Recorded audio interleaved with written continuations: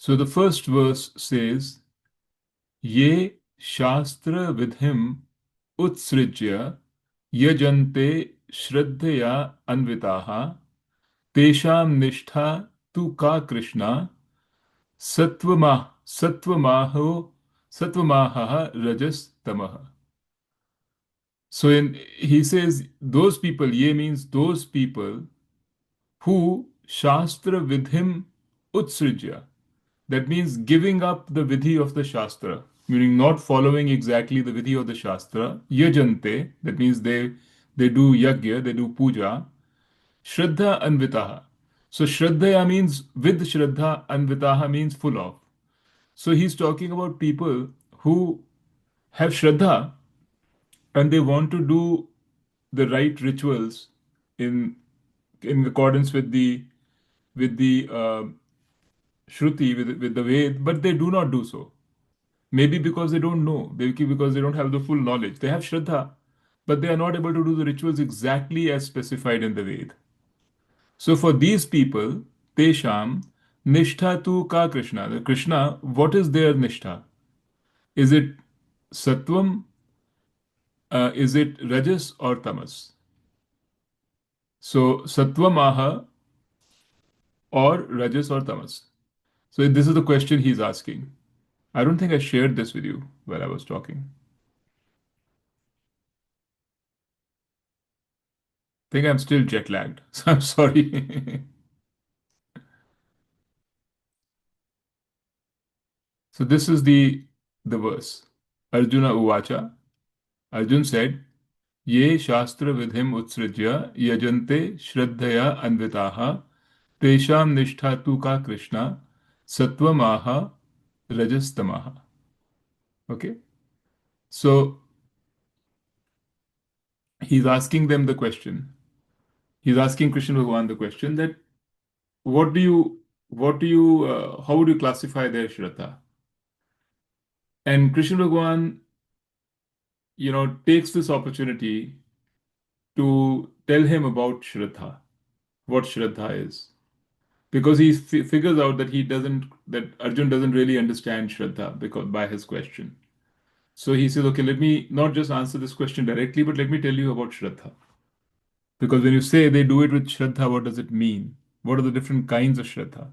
And therefore, this chapter is all about Shraddha. It's called Shraddha Traya Vibhaga Yoga. That means the topic of the three types of divisions of Shraddha. That's what the chapter is. Okay. So far, so good.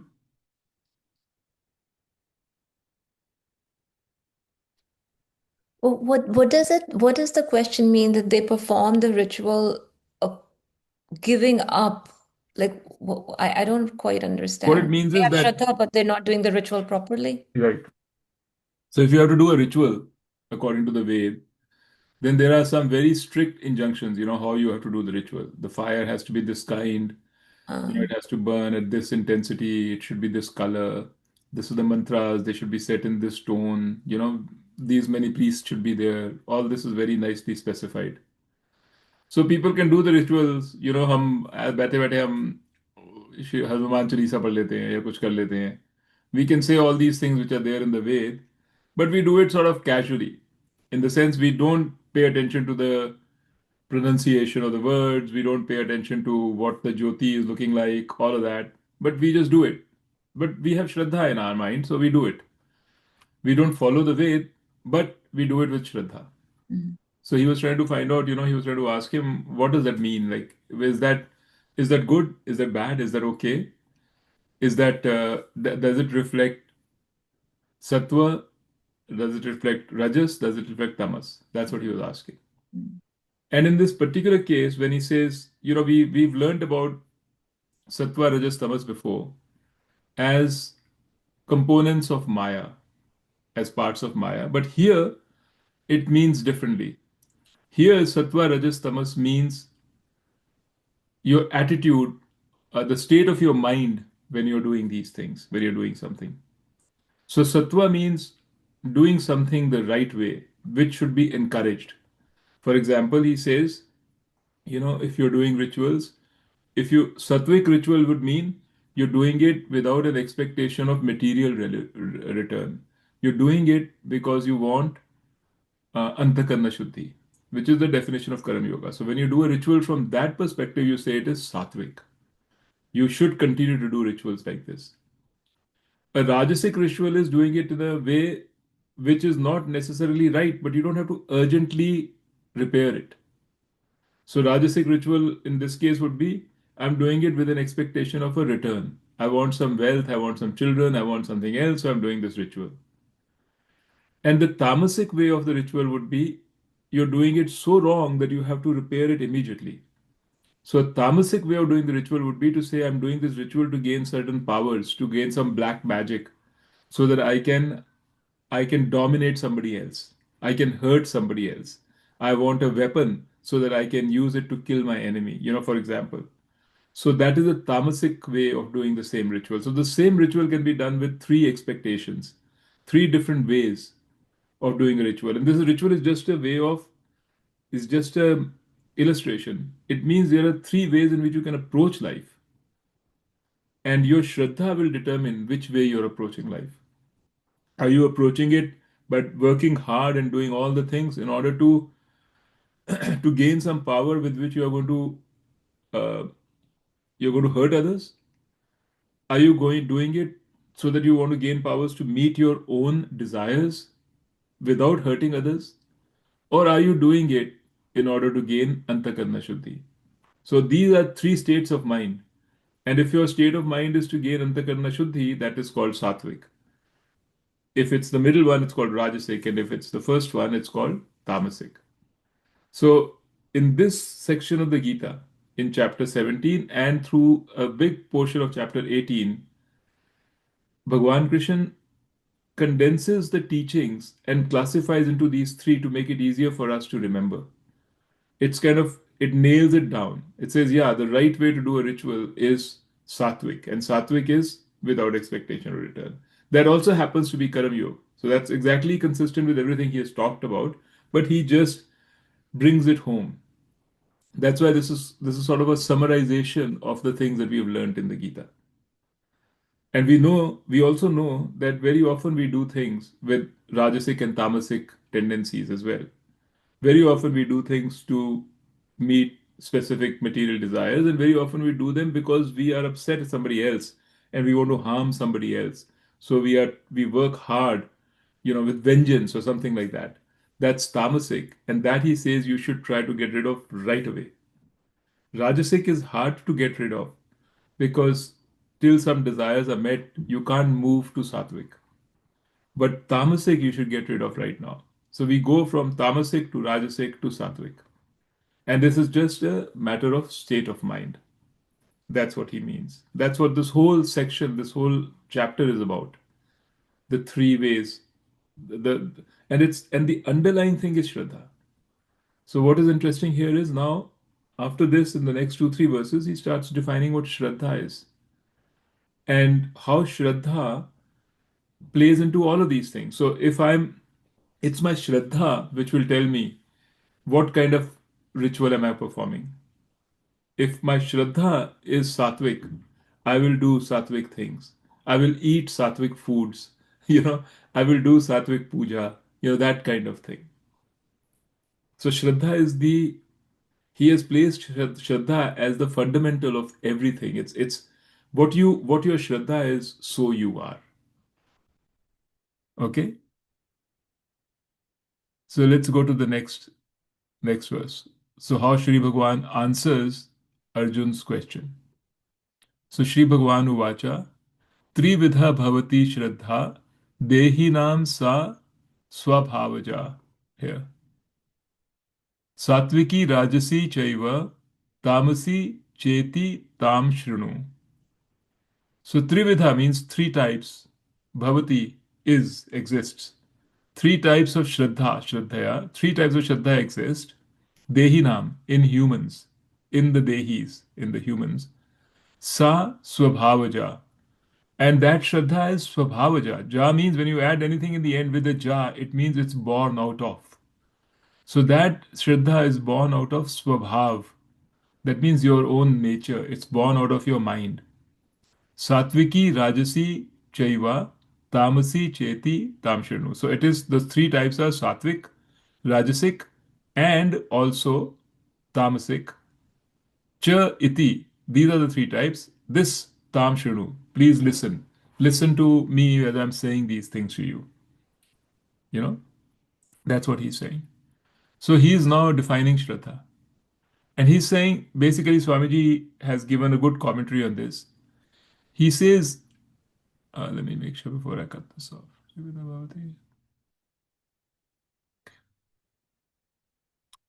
He says, we often think about Shraddha as faith, that Shraddha is equal to faith. But he says it's much more than just faith, because faith is just could be just a belief. Shraddha is a reflection of your state of mind. What are you? What is your attitude towards life? Towards every little thing, that is Shraddha.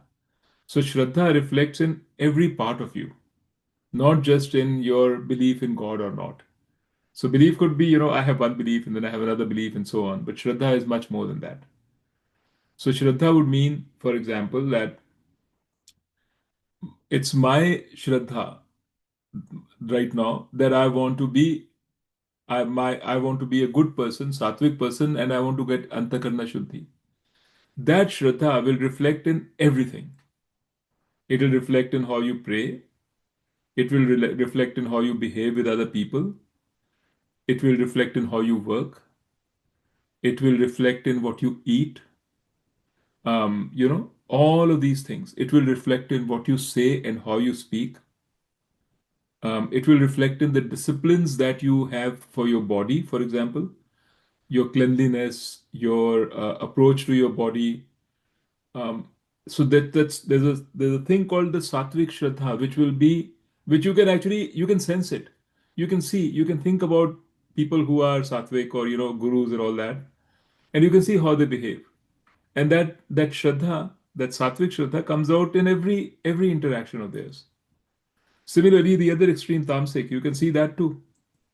A tamasic person is like slothful, completely. There is no desire for antakarna shuddhi, just laziness, no belief in anything, like a couch potato. And you can see that kind of a person. It's very unlikely that you will find a couch potato also wanting to become, to gain antakarna shuddhi, wanting to go for moksha. It's very unlikely that that will happen. It can happen, but very unlikely. This is a correlation. Those people, the tamasic people, will typically eat a certain kind of food, and Gita describes what those foods are. Similarly, you can see Rajasic. You can think about a Rajasic person. A Rajasic person is an ambitious person who wants to get things done, who wants power, not for the not for the harm of others, but for the benefit of others too. He wants to do good things, but he wants to do things.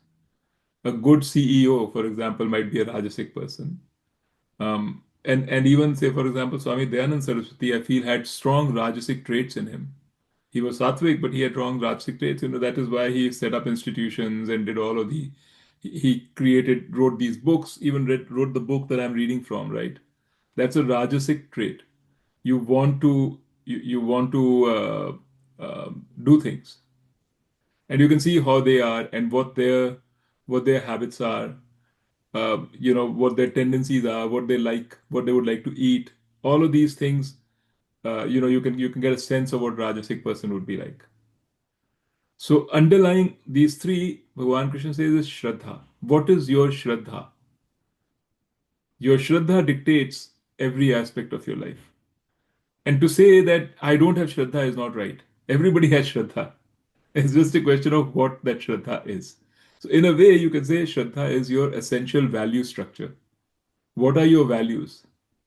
Deep down values which is important to you, and how do you, and those values will dictate every aspect of your life. That's what this chapter is trying to tell us. It's the summary of this chapter, and he tells it through various ways. He'll give 4 or 5 examples, of how the person who this person जब पूजा करते हैं तो राजसिक पूजा, तामसिक पूजा, etc. बात करते हैं तो ऐसे करते हैं, these kind of things. Okay, and this is what this shlok said. I'm not going to share it, but I'm going to read it. It says, Trividha Bhavati Shraddha, three types, in देही नाम मतलब देहियों के आदमियों के अंदर तीन तरह की श्रद्धा होती है.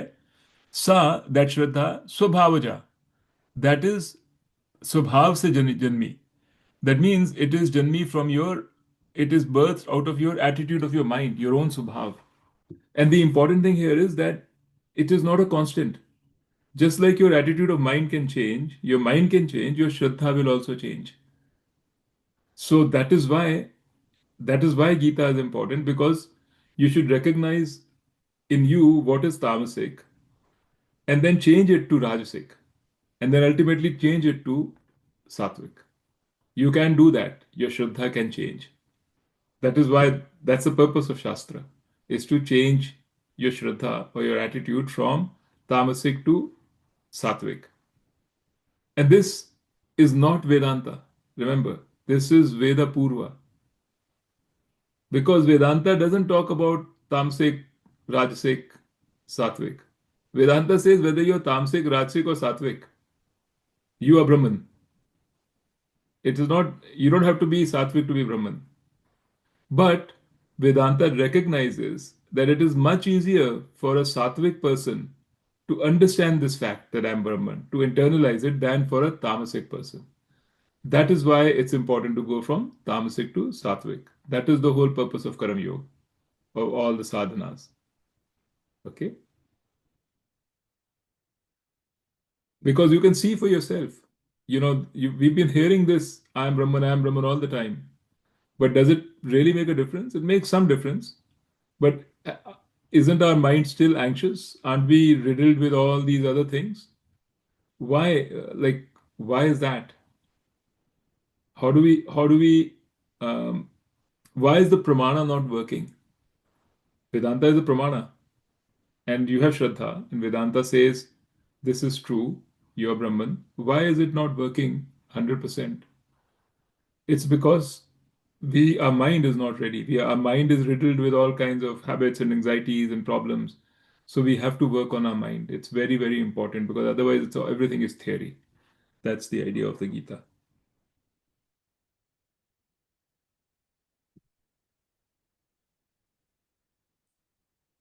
So I mean, I don't want to go into more deeper. I mean, I can if you want.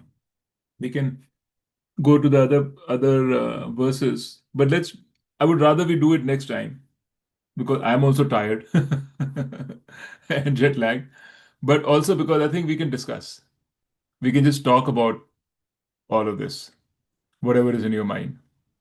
And honestly, I also wonder how you guys keep up. India mein, it's 10 o'clock. I've this अभी recent में India से आया हूँ. I used to get totally tired by this time. So anyway, that's an aside point. So what do you guys feel? Do you understand what chapter 17 and 18 is talking about? What chapter 17 is talking about? Do you understand the logic of Gita? How Gita is working 360 degrees to kind of uh, to help us, right? It's not just focusing on one little thing. It's looking 360 degrees. That's why the Gita is so great. It seems funny that it seems like 17 and 18 should have been chapters 1 and 2, you know. Not, I mean, yeah, maybe.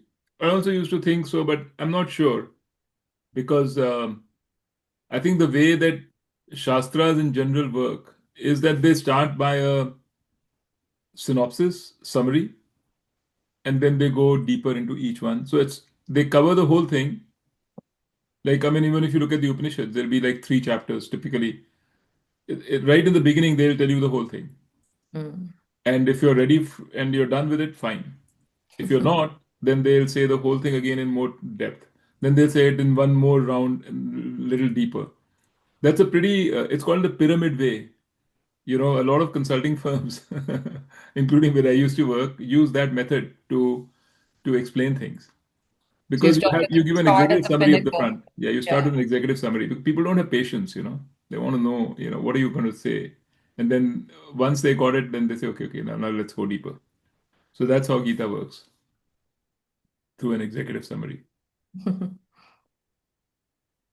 So chapter 2 is the summary, then the rest of the Gita is a detail, and 17 and 18 are a synopsis, are like a summarization. Nothing really new is said, but it is said in a way where it just nails it down. It just tells you now, it just tells you all this, and it should make sense to you.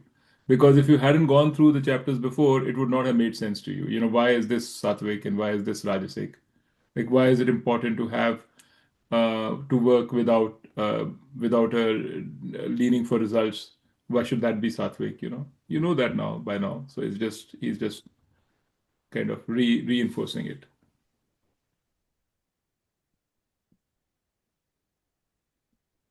Rajiv, what are your thoughts? I mean, I'm picking on you now because I'm picking on any, I'll pick on anybody. You just want to get it going. You're too quiet, all of you.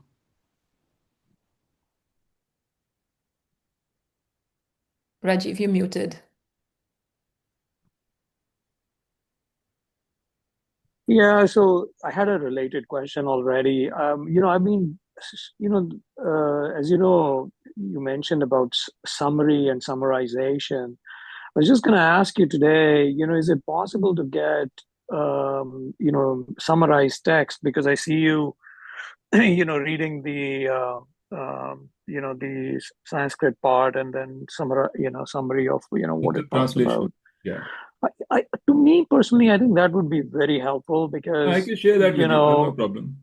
yeah, so if you can somehow share that kind of stuff Yeah. with us, It's or like almost 4 or 5 pages on each chapter. Some chapters are a little longer, yeah, maybe yeah, so, 6, 7 pages on each chapter. So about, I don't know, about 100 pages I'll share with you. yeah, so I think that would be helpful because, you can go deep if you want. You can go, and look at the summaries and try to imbibe them. And I find that very helpful because I cannot remember everything unless I, Correct. Yeah. read it, 2 or 3 times and try to settle it down before I can apply. Yeah, So, I'll send it. I'll put it all together and send it. Right now, I have it chapter by chapter. I'll just put mhm, it together into one bundle and send it to you. okay. No problem. That's easy. What else? Sanjay?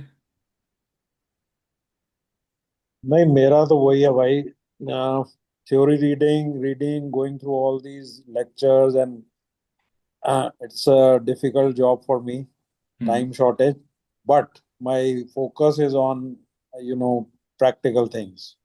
Put everything into practice, see the results, reevaluate where you fall, and then try to rise again. So जैसे uh, ये this way of saying, Satvik, Rajasic, Tamasic, dividing everything into three. yeah, So, नहीं, hmm, हाँ, hmm, that's a good angle. good That's a good angle. angle to see. Uh, your action has been on the sattvic, tamasic, or the rajasic thing. Exactly. You Because can you'll analyze see all and then three. You'll see all uh, three. It's not, we are you'll never, see all three. Yeah. nobody's all Satvik. Nobody's all sattvic. Yeah, I know. Right. But then you have to just gradually try to shift that focus, Right. and it's a excellent way of getting an antakarna shuddhi, as you said. Yes. It is because, he has given like 8 or 9 dimensions. Hmm. On each, he has said Satvik, Rajasic, Tamasic, Satvik, Rajasic, Hmm. Tamasic. So it's like Hmm. a cheat sheet. Hmm. And you can see very practically how you behave in this world, Hmm. how you respond to others, how you respond, talk about yourself, all of these things. So next time onwards, we'll just go through these. There are 5 in this chapter and 6 or so in the other next chapter in 18, all broken up into this Satvik, Rajasic, Tamasic. जैसे वो score sheet होती है ना, जैसे तुम Hmm. Doctors भी करते हो to see Hmm. whether the disease is mild, moderate, or severe. You have the Yeah. symptom, and then you say, so you can see for yourself what where you stand. It's very nice. Mukta, any thoughts from you? Yeah, ma'am, I'm also trying to understand. Like, this Uh, is really a practical thing, actually, just like Sanjay said, practical way of like thinking. We all have all the three, Rajsik, all the Tamsik, three. and all the three. Right. कुछ किसी का कुछ ज्यादा है, किसी का कुछ कम है, and Yes, so, and by understanding this, we can also see within ourselves where we stand correct. and maybe And improve. improve. Yeah. Yeah. अभी तक तो actually I'm sure in your own mind, like Sanjay, I'm sure you had in your own mind, you had this spreadsheet without calling it that. Like for example, you always said, I don't want to get angry. If Yeah. I get angry, right? So that is in your own mind, and anger is a big dimension in your mind. Okay, am I getting angry or not? And then you can see how you're tracking. So this just gives you more more dimensions to look at.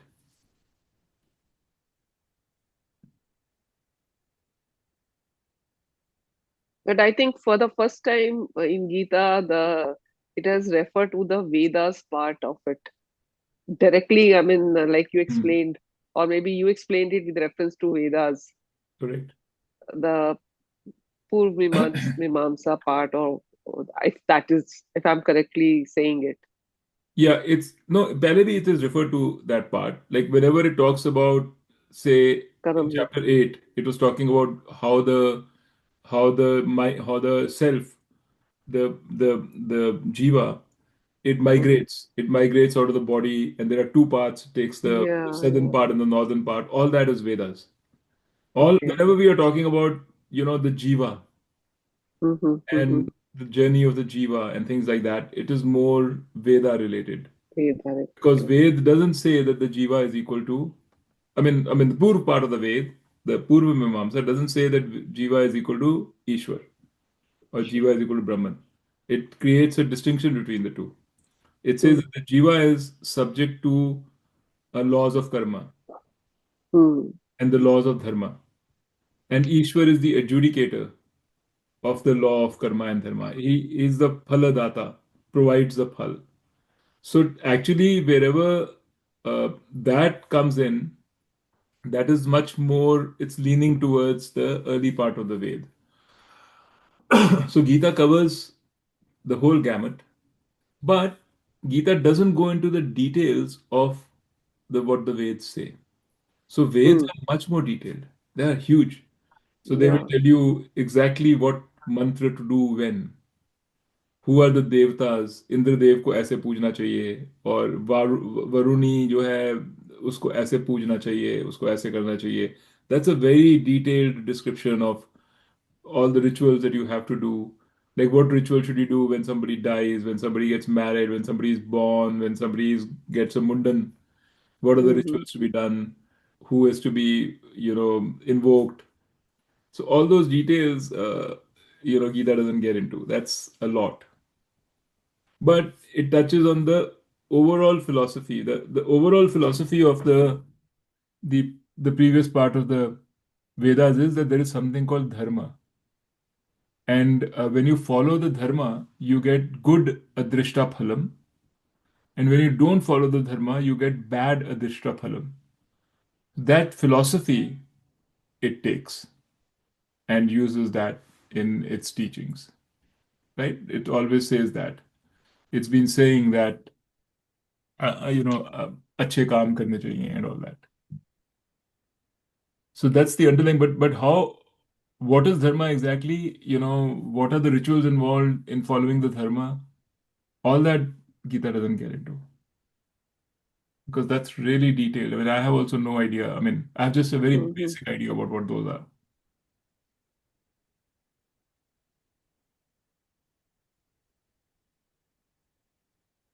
So Gita covers, and Gita also has, Gita primarily Gita covers. If you see at the end of every chapter, it says it covers Upanishads and it covers Yoga Shastra.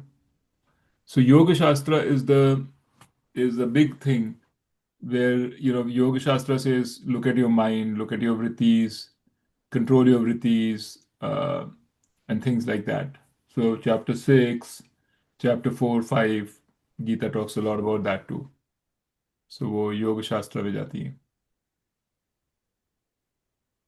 सारे actually मैं मेरे को लगता है कि सारे everything has little bit to offer in different places, all of these philosophies, and they are all relevant in their own little space.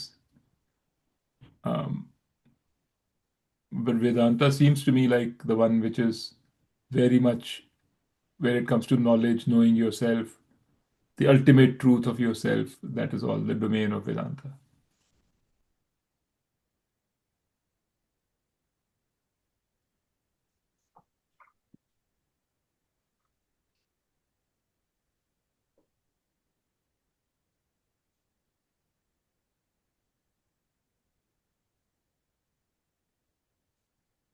Any other thoughts? Should we just end early today? A little earlier? Yeah, okay. You guys can get some time back. So we'll meet again in 2 weeks' time, right? Yeah. Okay. Then we will delve fully into, after I've just introduced you chapter 17, then we'll go deep into it. Mm, I think we should be able to finish off pretty quickly. In 1 or 2 sessions, we'll Okay. finish off chapter 17. And then we go to chapter 18, which is a long chapter. It's the longest chapter of the Gita. Okay. Okay? Okay. Take. All right, Okay. guys. Okay, Ciao. bye. All right, Okay. bye bye. Bye-bye. Thank you. Bye. Bye-bye. Thank you.